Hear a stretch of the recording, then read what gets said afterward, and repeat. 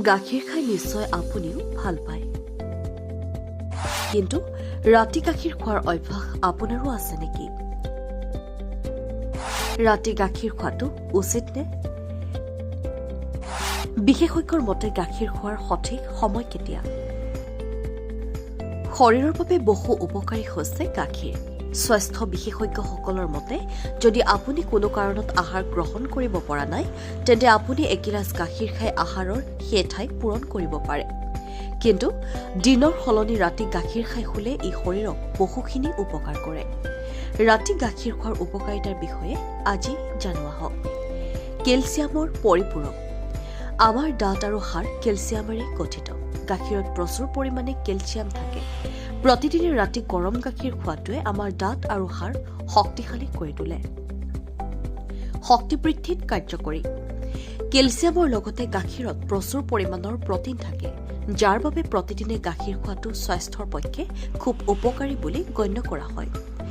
দিনতো এগিলাচ গৰম গাখীৰেৰে আৰম্ভ কৰিলে আপুনি গোটেই দিনটো শক্তিশালী হৈ থাকিব পাৰে। পেশীৰ বিকাশৰ বাবেও ৰাতি গাখীৰ খোৱাটো খুবেই দৰকাৰী। ক্লান্তি দূৰ হয়। যদি আপুনি কাম কৰোঁতে অতি সোনকালে ভাগৰি পৰে, তেনেহ'লে আপুনি ৰাতি গৰম গাখীৰ খোৱা আৰম্ভ কৰিব পাৰে।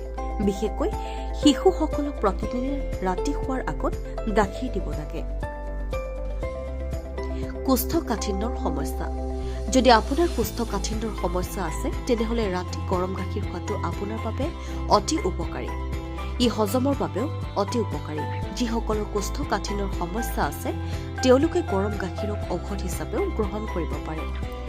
ডিঙিৰ বাবে উপকাৰী। গাখীৰ খোৱাটোৱে ডিঙি ভাল কৰি ৰাখে।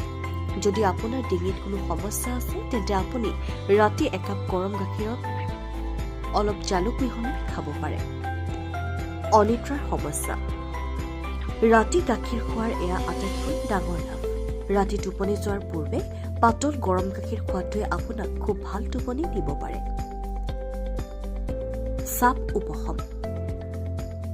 অফিচে হওক অথবা ঘৰ, কামৰ বাবে আমি খুবেই চাপত থাকোঁ। এনে পৰিস্থিতিত ৰাতি গৰম গাখীৰ খোৱাটোৱে আপোনাক এই চাপৰ পৰা সকাহ পোৱাত সহায় কৰে। গাখীৰ খোৱাৰ পিছত দিনটোৰ চাপ হ্ৰাস হ'ব আৰু আপুনি সকাহ অনুভৱ কৰিব। এয়া ইতিমধ্যে বহু অধ্যয়নতে প্ৰকাশ পাইছে। News desk report, NDTV।